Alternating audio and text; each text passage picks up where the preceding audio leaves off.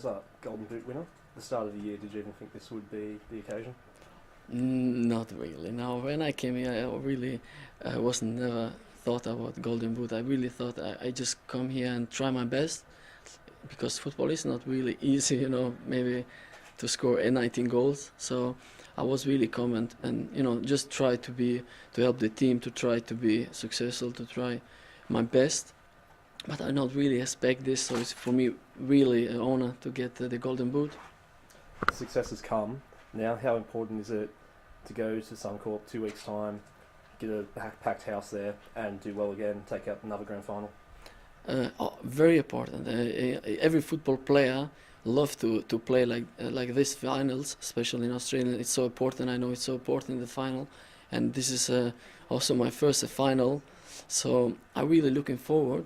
I saw some highlights from last year, and I really can't wait. I'm really looking forward to play my first final in Brisbane.